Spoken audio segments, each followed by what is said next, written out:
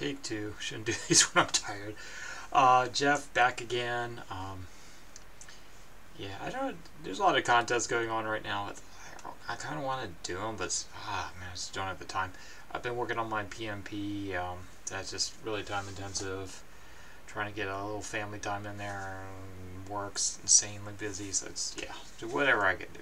Got a little stack, mostly newer stuff I haven't shown, or new to me stuff anyway. So jumping in here, UFO die. Can't remember the actual title for this one. I think it's just called Cassette Tape Superstar. Not sure. So it's Yamazuka Ai, if I'm not messing that up. Ai and Yoshimi P, whatever she's going by. Of the Boredoms, Yoshimi on percussion mostly, I think, and then Ai's actually on guitar on this. This was like a side project of Boredoms, because I think just I wanted to spend more time on guitar, which he doesn't do on in the Boredoms. So this is a pretty excellent album. There's I think 2 versions. When I was digging in Japan, I bought this one and then I found a second version, which I don't think is on Discogs. It may be a bootleg, I don't know. But I don't think it's a bootleg because I saw it at the Time Bomb store. So this is on Time Bomb. This is original pressing, so it's actually a picture disc, which is kind of cool. So this is that kind of crazy Osaka noise, experimental freak out. I guess you call it freak out. Rock, punk, whatevers. So okay, yeah, if you know the Boredom, just in that vein. So this is a pretty excellent album. Yeah, like I said, I think this is their only full length. So on Time Bomb Records. So there's the picture disc version, and it may or may not be on Discogs, but there is a non-picture disc version, because I did see a black vinyl version when I was digging at the record label store. So I'm not sure. It might be like a later pressing, or it could be original. Who knows? But yeah, you can still get these probably in the $50 or less. It's pretty interesting album. Not as good as maybe like the Super Roots albums. I like a little bit more. This is still a pretty solid. Between a 4 and a 4.5 is in there. Probably going to take a few more listens for me to kind of solidify my opinion, but it's at least a 4. Yeah, picked this up while I was in Japan as well, over the holidays. Yeah, rest in peace. Tom Verlaine. So I think just self-titled. Yeah, self-titled, I guess. Pretty solid. There's not a lot of like really standout music on here, I think. Some good stuff though. A Grip of Love, the first track, I think kind of stands out a little bit, but I think it's better than the second Television album. But yeah, the Television's first album is definitely the cream of the crop. But I'd say it's a pretty solid 4. So Tom Verlaine, self-titled. If you like Television like that. A little more far out there, end of things. We got the Togashi Yamashita duo doing Kisashi. So this is Masahiko Togashi on percussion, and Yosuke Yamashita on piano.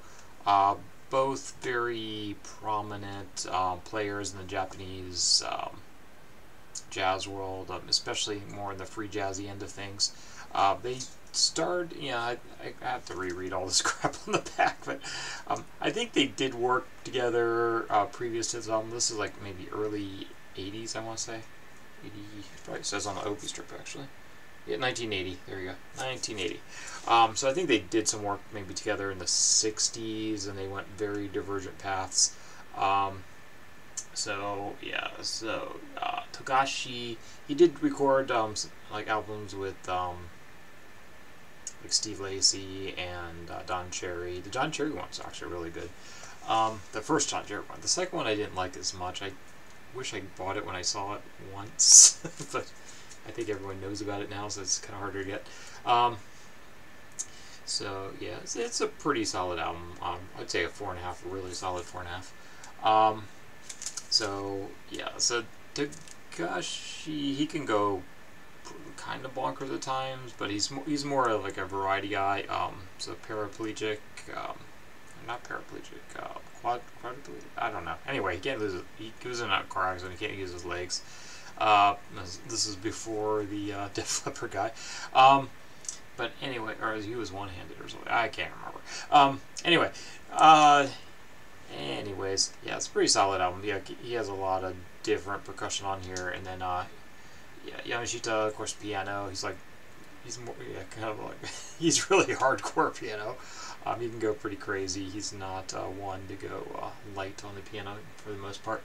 So, but it's a pretty interesting outing. I would recommend that one. It kind of flies under the radar on the VC. I don't think I've seen anyone ever show that one. You can still get it pretty damn cheap. Lester Bowery, Great Pretender, original Japanese pressing. I've seen the Obi strip. It's got like the Japanese inserts and stuff. ECM. Yeah, it's free jazzy at times, but it's definitely got a lot more of that ECM sound at times. This is like, I want to say 82-ish? Yeah, 82, yeah, 1982. Yeah, so it definitely has a little bit of that, you could hear a little bit of that, little more, that 80s jazz starting to creep in there a little bit, so it's not super experimental, but it's a pretty damn good album. I'd give it a 4.5. I think these are not crazy priced. I think you can get 15 still. So 4.5, pretty solid. Lester Bowie, of course, from the Art Ensemble of Chicago. This is a revisit. I don't know. It's been repressed a few times. I think this is the third pressing. It says on here. Double mint vinyl. It's like bright greenish minty color. I don't know. I had a hard time getting this. This was like over the summer. Every copy, I just ended up ordering it from Amazon because it was like the cheapest copy I could find. That's, yeah, the prices were getting a little crazy. I think Bandcamp sold out. But yeah, the prices are getting crazy. Like every single copy I got was warped. I just kind of gave up after a while. This one plays, but is pretty, still got a bad warp to it, even after being on my shelf for a while. It's very, I think it's called Melancholy actually, but it's very melancholy. Kind of, it has a very, you can tell it's very influenced by like vaporwave, but it's not vaporwave. It's not quite shoegaze, not quite vaporwave. It's somewhere in the middle. This is one of the my favorite pickups of last year. I really like this album. Pretty solid. I give it a 5. Bedroom rock, whatever you want to call it. Lo-fi. So some teenage kid about his, I guess, high school, like bitching about his high school years or something. I don't know. It was a reissue. It came out mid 2010s. Pretty interesting album. I'm pretty sure you can stream this on Bandcamp. So it's Sylvia. See if I can see that. Sylvia Palth Melancholy, however you want to pronounce that. And the dude's name is Daniel Johann. 2 M's. Highly recommend that one. This one I really liked as well. John Coltrane featuring Pharoah Sanders. Again, Japanese pressing. This one I'm going to have to add to Discogs. Pain in the butt. There are a few Japanese pressings on Discogs. As far as I can tell, this is the original pressing. The ones on Discogs are all the represses. This has the older labels on it. So I suspect this is either the first pressing or a very early pressing. And I'm just going to have to wing it, put it on Discogs. No Obi strip, unfortunately. Yeah, it's gatefold. And you can certainly get this in the States. Pretty good lineup on this guy. So you got, let's see, who's on here. So yeah, Coltrane and Pharoah Sanders on sax, McCoy Tyner on piano, Donald Garrett bass, clarinet, Jimmy Garrison on bass, Elvin Jones on drums. So really solid lineup. Live recording. A lot of it's the later Coltrane where he's getting into the free jazz world. It's kind of course with Pharoah Sanders. There's a little more of the spiritual element in there too, but it is definitely the more experimental Coltrane there, free jazzy. Really solid album. Really solid 4.5. Highly recommend. I don't know. I think these go for a little more money. I paid probably looks like about $12 ish US. Exchange rate was in my favor. You can definitely pick them up for under 50 still. I'm pretty sure. Really clean copy other than the cover being beat. This one picked up a while back. Iggy Pop, Post-Pop Depression. I don't know. I gotta listen to the new one again. I wasn't really a big fan of this first single. I thought it was okay, but good old Andrew Tales of Great Swears is a good album, so I'm gonna have to stream the whole album. Get a feel for that. So I might have to pick up that one in the French release right before it. It's more of the experimental free jazzy Iggy, but this one. It's got what's his face from Joshua Home. So it's like Queens of the Stone Age. I'm not a huge Queens of the Stone Age fan, but this is a damn good album. Probably his best album I've heard. That I've heard. I haven't listened to the new one.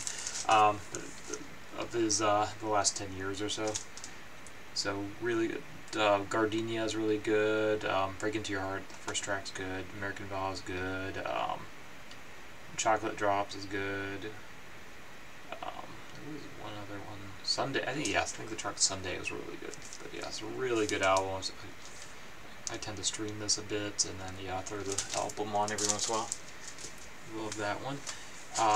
One of my top 10 albums, Television, Marquee Moon. That's a perfect 5, if not higher. Highly recommend this if you don't know it. Played this a hell of a lot when I was in high school. I got their Rhino reissue. It is really solid if you can still get a hold of it. Really, really nice sounding pressing there. This was in a stack of stuff I got from our friend who's getting rid of his collection. Miles to Go. It's a promo. 4 sides. So it's got some kind of deeper cuts on this. I really like this one actually. Even though it's pretty. It's supposed to be like for radio or something. It's supposed to like show like the different sides of Miles or something. I'm guessing this is like early 80s or very late 70s. I don't know. Did it say 82? There you go. I guessed about right. Yeah. So it starts with like So What, but around midnight. But then it's got like Black Seat Betty, My Funny Valentine, and Olio. Goes into from the Spain album Concierto de Arajuns, and Best You Is My Woman Now, and Bitches Brew. So a couple of those are like live versions. So it's not a gatefold or anything. It's just 4-disc promo. I don't think they go for a lot of money. I probably wouldn't really go out of my way to find this. It's just an interesting listen. This one's highly recommended if you can find it. Pretty rare is my understanding. Lung Cookies, featuring some of the early art of Pushead. He did that, the logo, and then this was from a movie. I forget the movie. It's like one of those 50s movies. So National Collection, Lung Cookies. So it's hardcore punk. Doesn't have the bands on here. It's not. It's I think the company was from Los Angeles. It comes with I don't know, it looks like it's photocopied, but because this was like 82, I think 82 or 83. This was 82. I want to say 82 anyway. So it comes with like a little booklet. It's probably screen printed or something. I don't think like photocopies, like Xerox was not really all that common back in the day. It probably would have been prohibitively expensive. So I'm guessing it was like a screen print.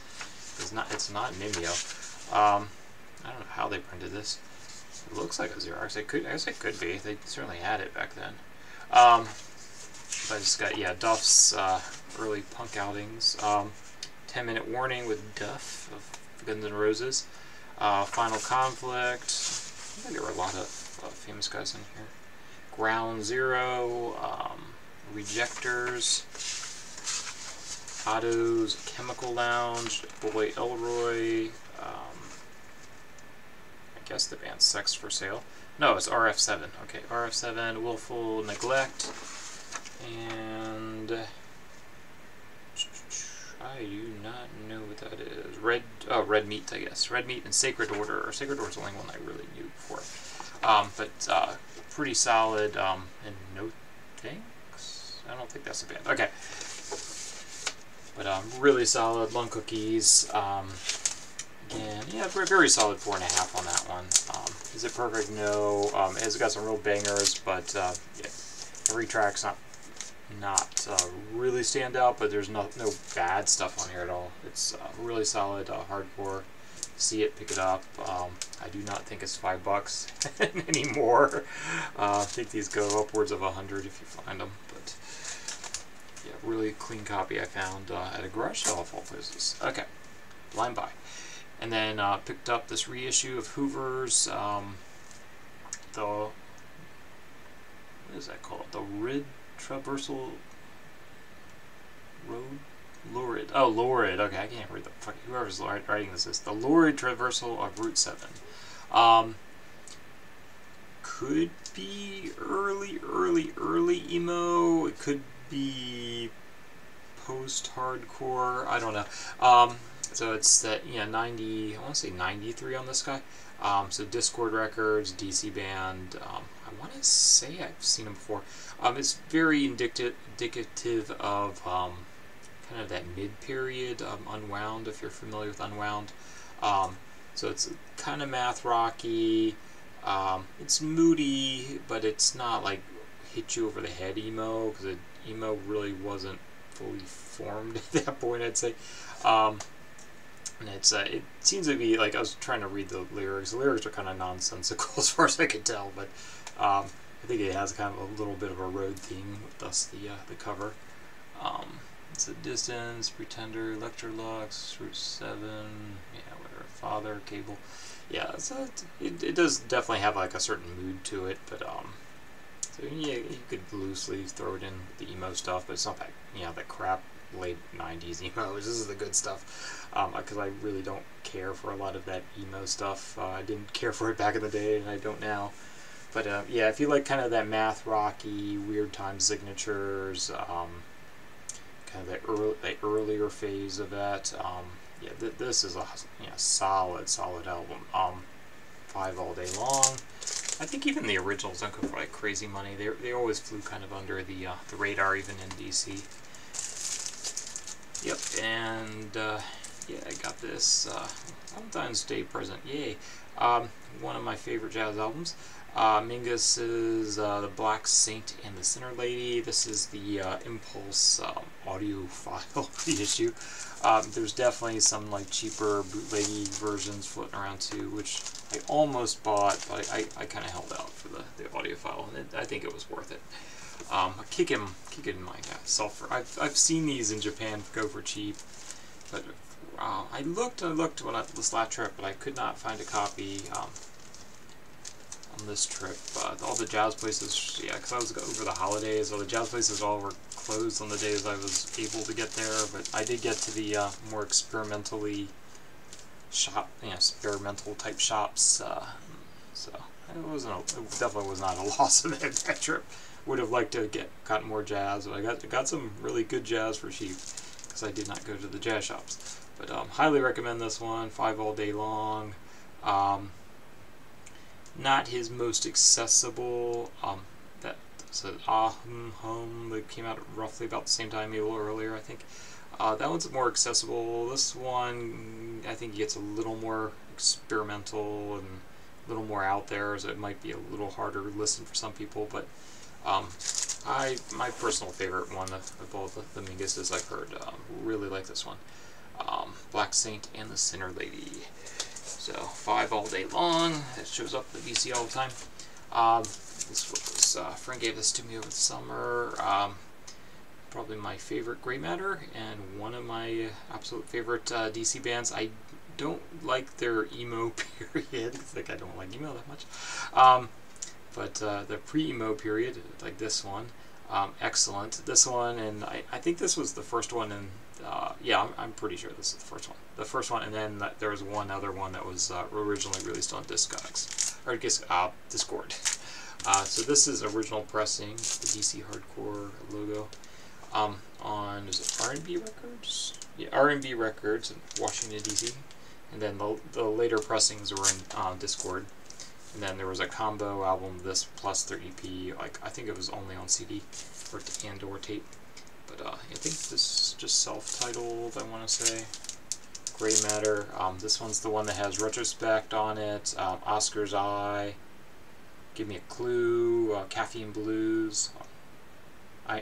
Really good cover of I Am the Walrus. If you ever want to hear I Am the Walrus, it's a punk song. So yeah, so DC, Hardcore, Grey Matter, highly recommend. That's a 5 all day long. Yeah, a few CDs. Got Lindia Luncha Retrovirus. I think this is the first Retrovirus release. As far as I know, all the Retrovirus releases are live. So she's just re-recording her earlier work. And this one has got Bob Burt on drums, notably of Sonic Youth. And let's see, I think there's a couple other heavy hitters on here. So, shoot. Yeah, I don't know. So, how easy to figure out. What does it say? Okay, Lydia Lunch, Weasel Walter, Algis, Kizis, and Bob Burt. So, a live band. Yeah, it's got, I wanted a better copy of Gospel Singer. That's one of the main reasons I got this, but it has a lot of her tracks from her various periods, early solo, some of the stuff with was it Eight-Eyed Spy and so on. So yeah, pretty solid. It's a pretty solid 4. Or maybe 4.5 if you're. But, yeah, I don't know. I kind of wanted that. There's some heavy hitters on there. This is one of the ones I picked up from Japan. This used to be a rental CD. June Mayuzumi Golden Best. So it takes a lot of her singles and throws it on here. So this is really good kind of surf guitar going on there. That very reverb heavy stuff. But yeah, she is more of a I think of like Japanese Yaya Girl, I guess. So I think Yaya Girl with a little more surf guitar going on. Pretty damn good. So yeah, you're probably best with like a comp or something, because I think she was definitely more singles related than albums. So June Mayuzumi, I did try finding the singles, but yeah, short of getting it online, it was just too much of a hassle to find stuff, because like you have to be able to read all the kanji to figure out stuff, and I'm just not that good at kanji. So yeah, LPs I can figure out a little bit easier than, yeah, 7 inches are a real pain to dig through if you don't know what you're looking at. But yeah, highly recommend if you like that Yaya Girl kind of stuff. June Mayuzumi, it's going to be pretty hard to find the States, but yeah, you could probably stream some on YouTube or something. And then I've shown this before. I got this by accident because I'd ordered some Japanese drums, and I got this instead. But pretty damn good. Gets a little tiring at times, so there's only drums on here for the most part.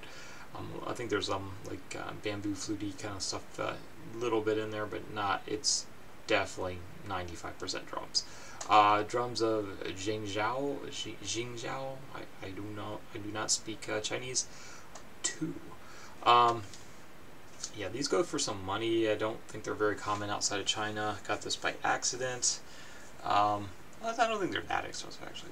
They're probably in the $20 to $30 range. But yeah, I got it for free because I got goofed up. It's like, hey, you sent me the wrong CD. I was like, oh, keep it. Oh, you got lucky. But yeah, so drums, you know, got Asian drums. If you like Japanese taiko, it's the same idea. But pretty damn good. I'll give it a very, very solid 4.25. Firstly, it just gets a little old after about an hour. But anyway, it's running long, so I'm going to stop it here. And you guys have a great week. Take care. I am going to hit the bed because I got a busy day ahead of me.